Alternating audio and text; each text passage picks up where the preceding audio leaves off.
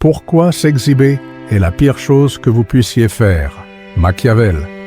Il y a quelque chose de curieux dans la précipitation à montrer ce que nous avons. Sénèque racontait l'histoire de l'homme qui, en affichant son or dans les rues, attirait plus de voleurs que d'admirateurs. Il croyait qu'en s'exhibant, il gagnerait le respect, mais sans s'en rendre compte, il n'attirait que les regards affamés de ceux qui voulaient prendre ce qui n'était pas à eux. C'est ainsi que se déroule aussi le jeu silencieux des relations humaines. Plus nous crions notre valeur, plus nous révélons la peur que personne ne la perçoive par lui-même. Épictète rappelait que celui qui est vraiment riche n'a pas besoin de convaincre qui que ce soit. La vraie richesse, qu'elle soit de caractère, d'esprit ou de vision, n'est pas une monnaie à montrer, mais une présence qui se ressent même dans le silence. Et pourtant, combien de fois cédons-nous à l'impulsion de prouver? Combien de fois nous empressons-nous de trop parler, de trop nous exhiber, de combler l'espace avec des gestes qui ne sont pas nés de la spontanéité, mais de l'insécurité de ne pas être vus. Il y a une douleur presque invisible qui habite ce mouvement, celle de sentir que si nous ne montrons pas, nous serons oubliés.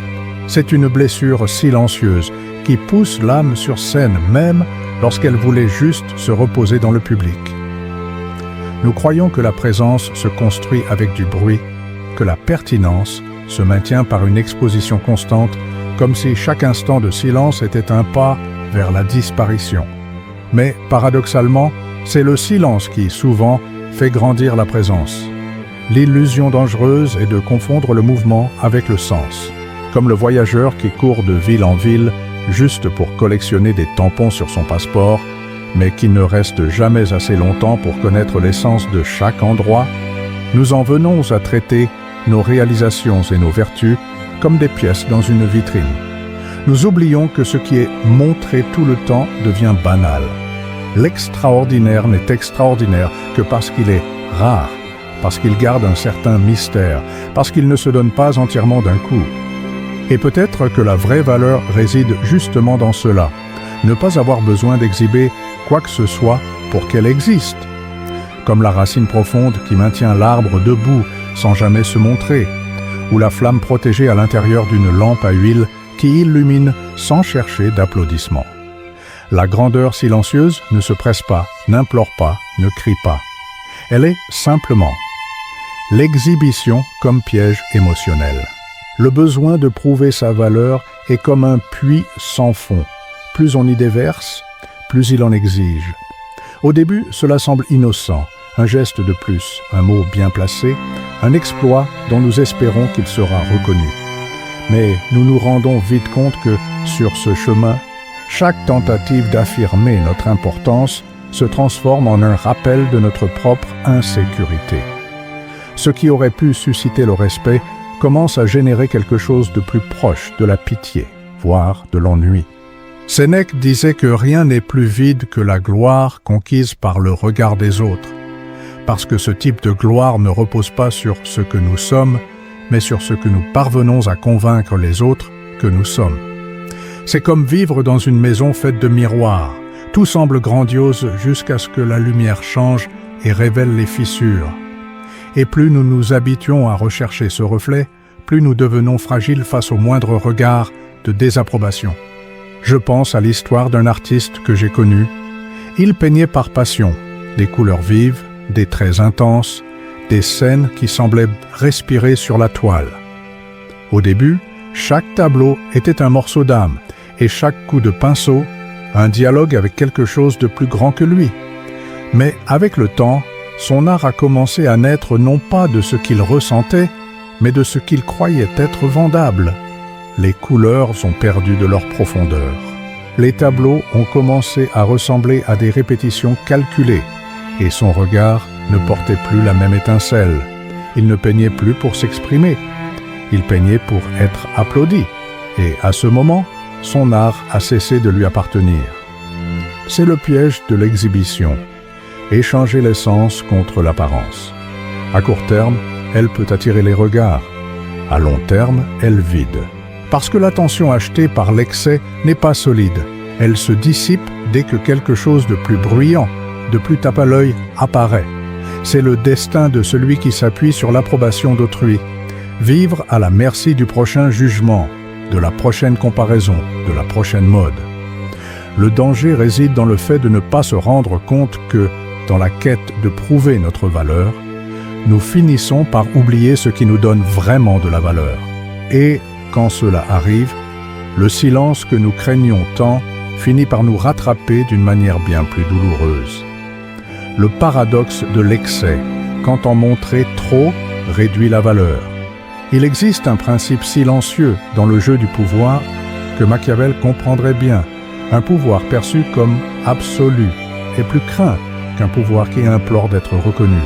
À l'instant où nous ressentons le besoin de démontrer de manière excessive que nous sommes capables, nous laissons déjà échapper la première fissure.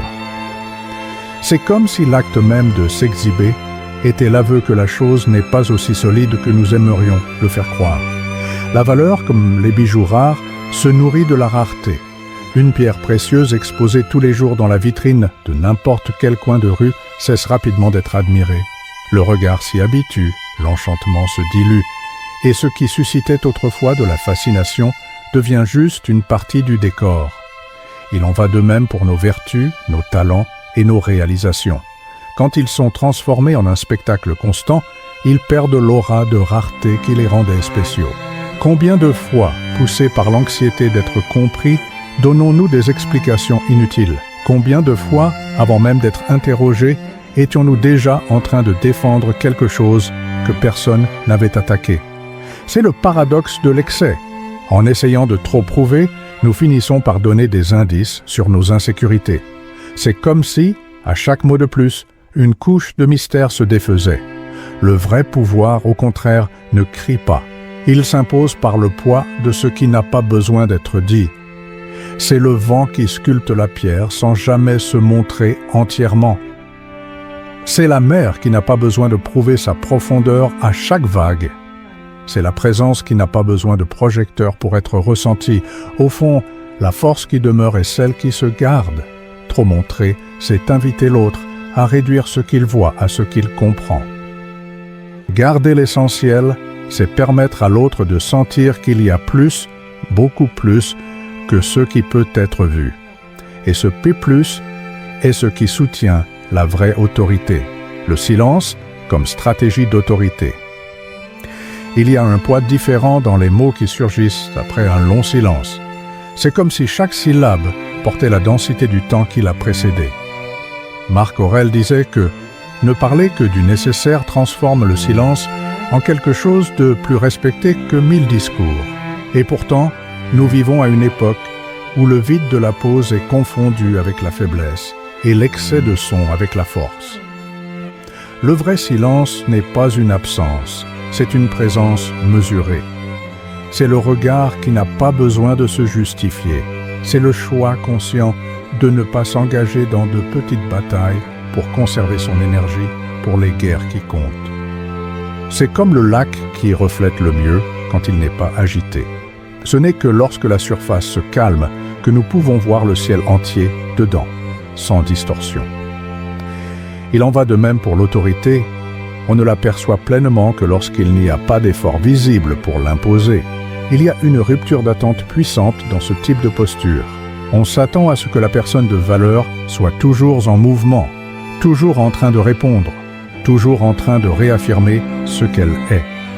Mais quand cette réaffirmation ne vient pas, quand le silence occupe l'espace qui serait celui du bruit, quelque chose se produit.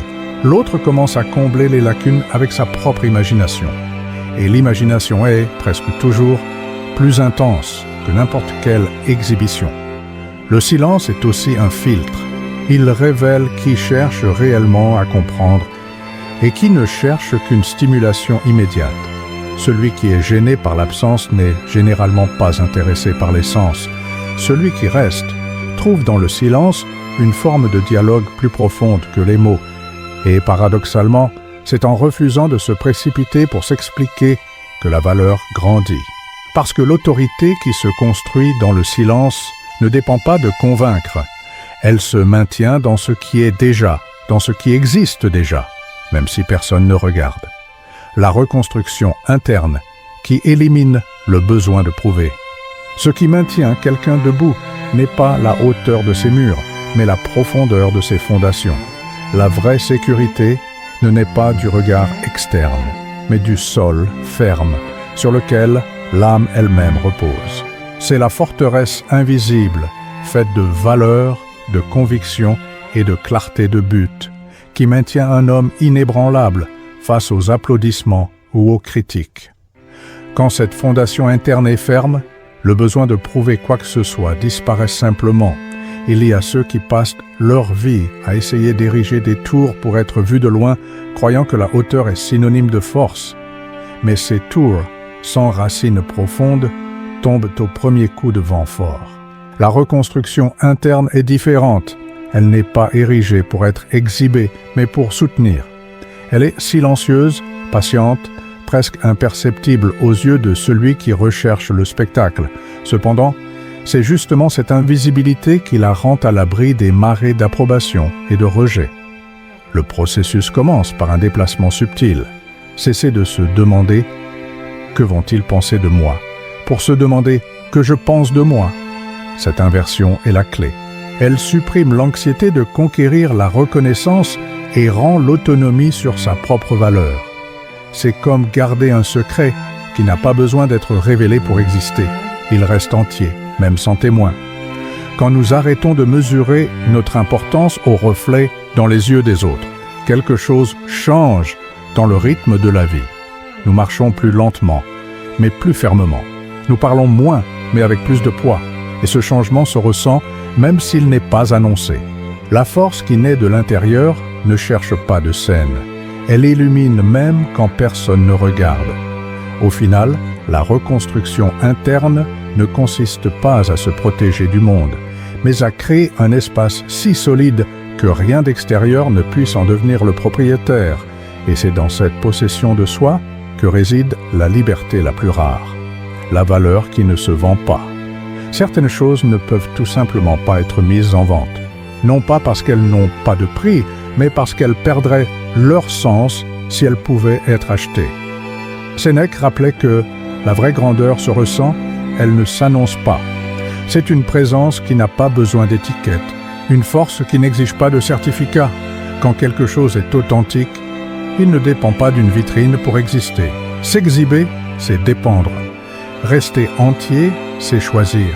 C'est la différence fondamentale entre vivre pour être vu et vivre pour être. Celui qui dépend de s'exhiber pour prouver finit par vivre comme un marchand de lui-même, toujours en train d'adapter le produit pour plaire aux clients du moment. Mais celui qui reste entier comprend que la vraie valeur réside dans la constance et non dans l'exhibition. C'est comme une fontaine qui continue de couler, même en l'absence de témoins. Son existence ne se justifie pas par les applaudissements, mais par sa propre nature de couler. Épictète disait que, pour être invincible, il faut ne pas dépendre de ce qui n'est pas sous notre contrôle. Et l'approbation d'autrui, aussi séduisante qu'elle puisse paraître, est justement l'une de ces choses incontrôlables. Quand nous renonçons à la rechercher, nous ne devenons pas indifférents, mais libres.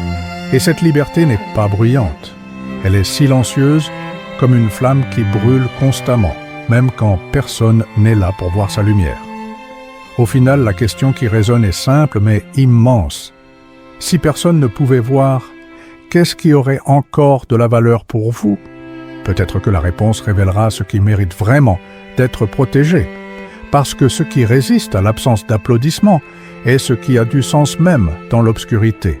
C'est la flamme qui reste allumée quand toutes les autres lumières s'éteignent. C'est ce qui demeure quand tout le reste est déjà parti.